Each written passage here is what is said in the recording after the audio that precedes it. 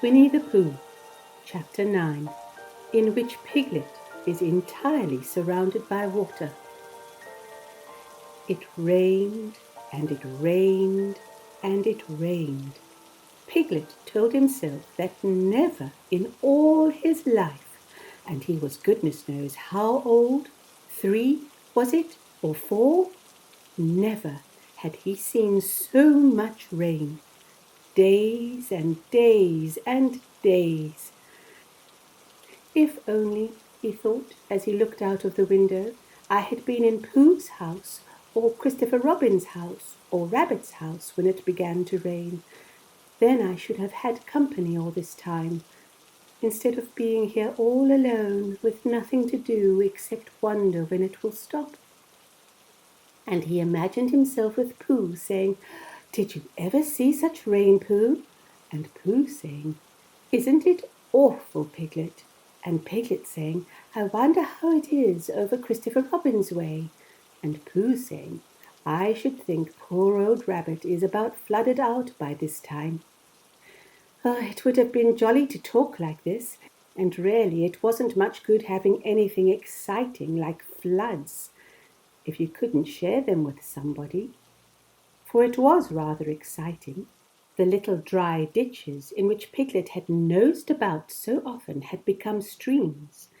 The little streams across which he had splashed were rivers, and the river, between whose steep banks they had played so happily, had sprawled out of its own bed and was taking up so much room everywhere that Piglet was beginning to wonder whether it would be coming into his bed soon. "It's a little anxious," he said to himself, "to be a very small animal entirely surrounded by water.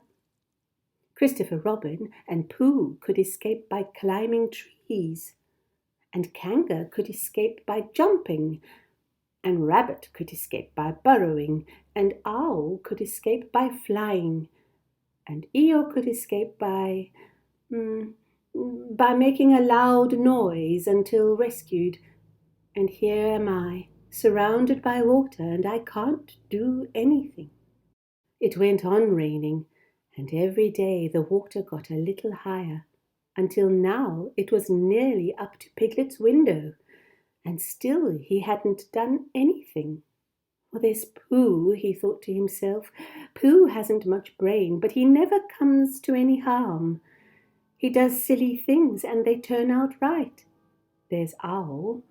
Owl hasn't exactly got brain, but he knows things. He would know the right thing to do when surrounded by water. There's Rabbit. He hasn't learnt in books, but he can always think of a clever plan. And there's Kanga. She isn't clever, Kanga isn't, but she would be so anxious about Roo that she would do a good thing to do without thinking about it. And then there's Eeyore, and Eeyore is so miserable anyhow that he wouldn't mind about this. But I wonder what Christopher Robin would do." And then suddenly he remembered a story which Christopher Robin had told him about a man on a desert island who had written something in a bottle and thrown it in the sea. And Piglet thought that if he wrote something in a bottle and threw it in the water, perhaps somebody would come and rescue him. He left the window and began to search his house, all of it that wasn't under water. And at last he found a pencil and a small piece of dry paper and a bottle with a cork to it. And he wrote on one side of the paper, "Help! Piglet! Me!" And on the other side, "It's me! Piglet! Help! Help!" Then he put the paper in the bottle, and he corked the bottle up as tightly as he could, and he leant out of his window as far as he could lean without falling in, and he threw the bottle as far as he could throw. Splash! And in a little while it bobbed up again on the water, and he watched it floating slowly away in the distance until his eyes ached with looking. And sometimes he thought it was the bottle, and sometimes he thought it was just a ripple on the water which he was following. And then suddenly he knew he would never see it again, and that he had done all that he could do to save himself. So now, he thought, somebody else will have to do something, and I hope they will do it soon, because if they don't, I shall have to swim, which I can't, so I hope they do it soon. And then he gave a very long sigh and said, I wish Pooh were here. It's so much more friendly with two. When the rain began, Pooh was asleep. It rained and it rained and it rained, and he slept and he slept and he slept. He had had a tiring day. You remember how he discovered the North Pole? Well, he was so proud of this that he had asked Christopher Robin if there were any other poles such as a bear of little brain might discover. There's a South Pole, said Christopher Robin, and I expect there's an East Pole and a West Pole, though people don't like talking about them. Pooh was very excited when he heard this, and suggested that they should have an expedition to discover the East Pole. But Christopher Robin had thought of something else to do with Kanga, so Pooh went out to discover the East Pole by himself. Whether he discovered it or not, I forget, but he was so tired when he got home that in the very middle of his supper, after he had been eating for little more than half an hour, he fell fast asleep in his chair, and slept and slept and slept. Then suddenly he was dreaming. He was at the East Pole, and it was a very cold pole with the coldest sort of snow and ice all over it.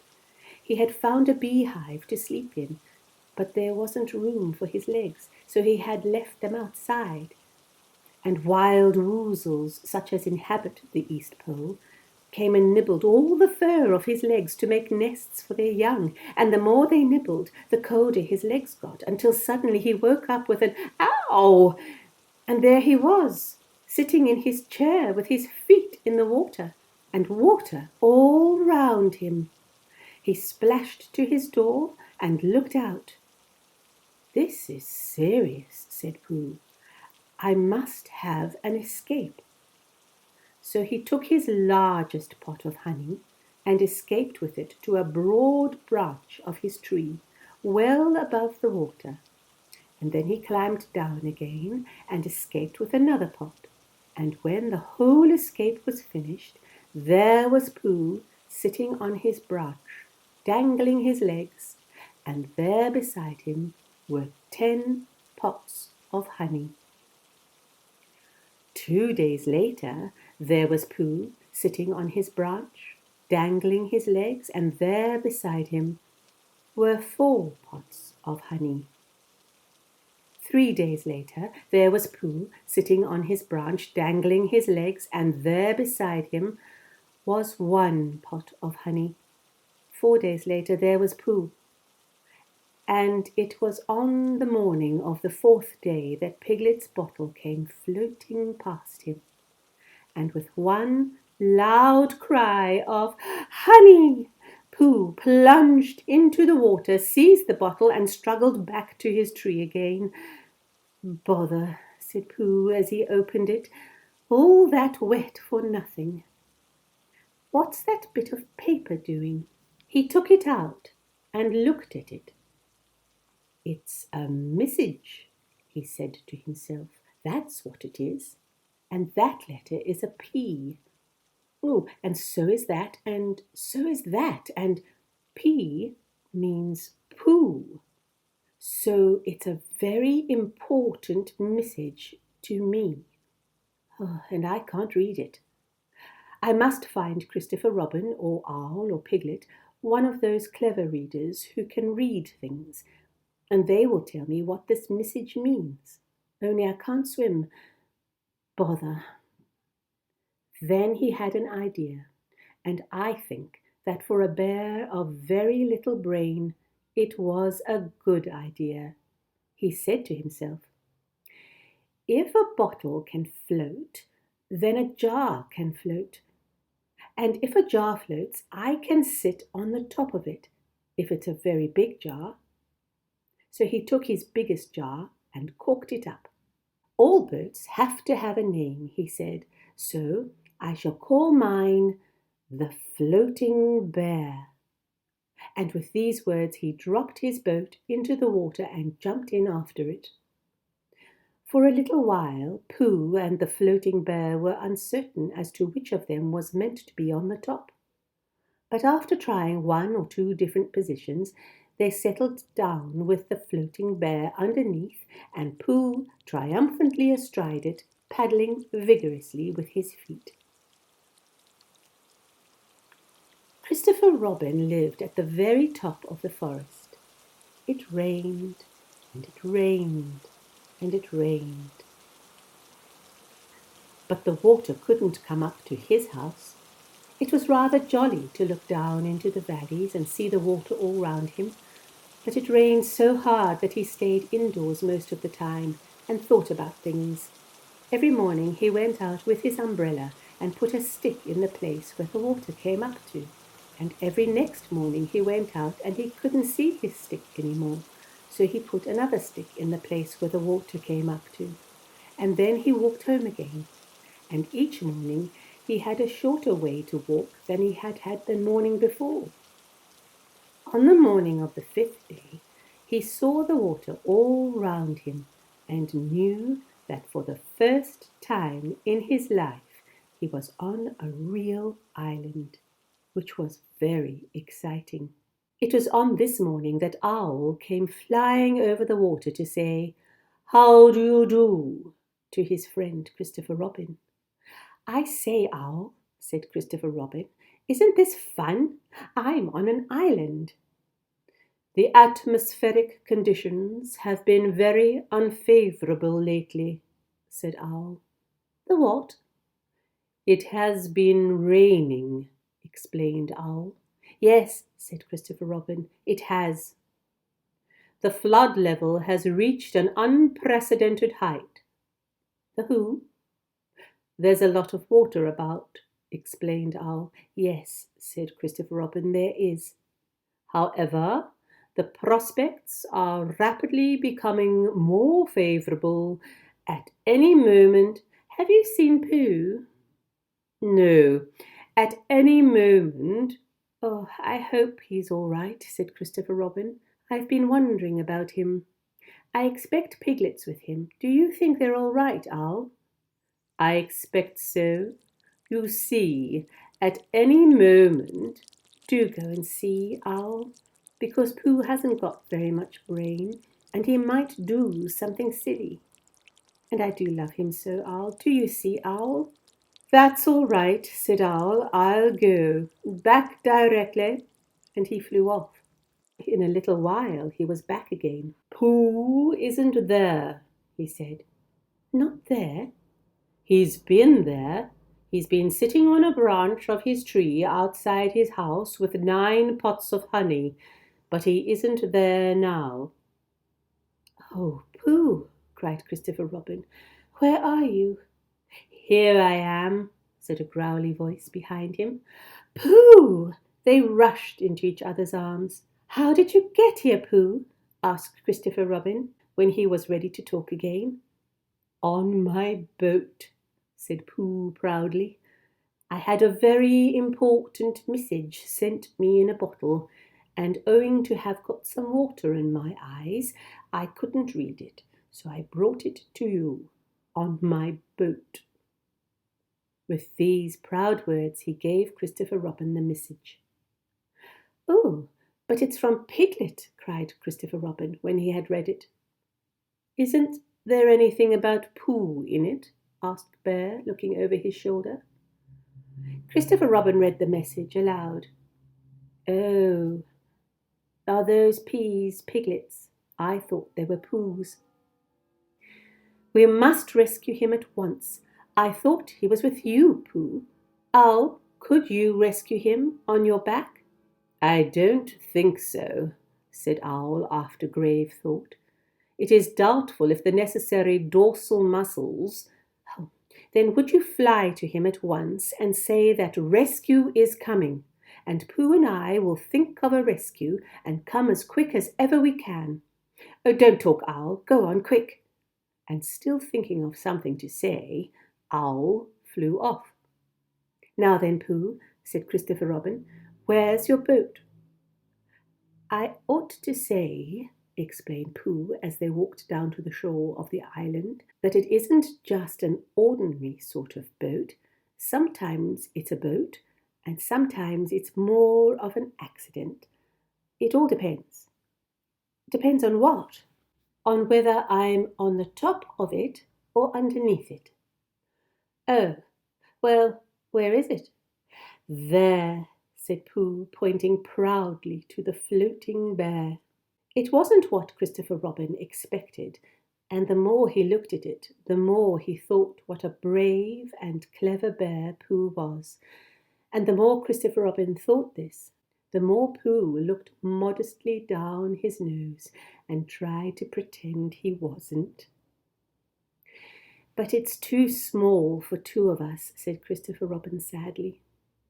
3 of us with Piglet. That makes it smaller still. Oh, Pooh Bear, what shall we do?" And then this bear, Pooh Bear, Winnie-the-Pooh, F.O.P. friend of Piglets, R.C. Rabbit's companion, P.D. Pole discoverer, E.C. and T.F. Eeyore's comforter and tail finder. In fact, Pooh himself said something so clever that Christopher Robin could only look at him with mouth open and eyes staring, wondering if this was really the bear of very little brain whom he had known and loved so long. "We might go in your umbrella," said Pooh. "Pardon?"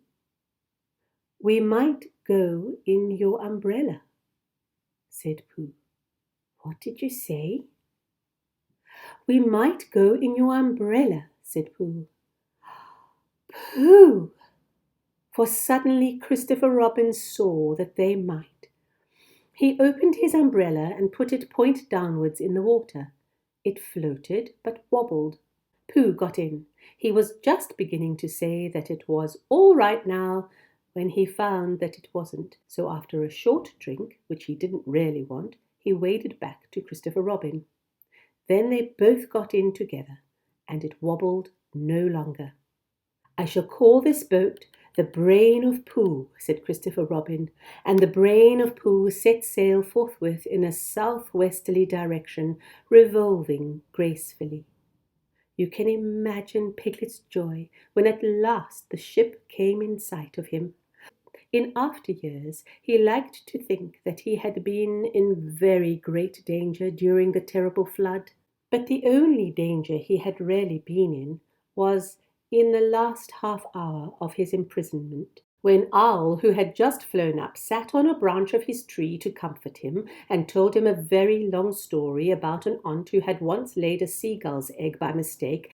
And the story went on, rather like this sentence, until Piglet, who was listening out of his window without much hope, went to sleep quietly and naturally, slipping slowly out of the window towards the water until he was only hanging on by his toes, at which moment a sudden loud squawk from Owl, which was really part of the story, being what his aunt said, woke the Piglet up and just gave him time to jerk himself back into safety and say, "Oh, how interesting, and did she?" When, well, you can imagine his joy when at last he saw the good ship, Brain of Pooh, Captain C. Robin, First Mate P. Bear, coming over the sea to rescue him. And as that is really the end of the story, and I am very tired after that last sentence, I think I shall stop there.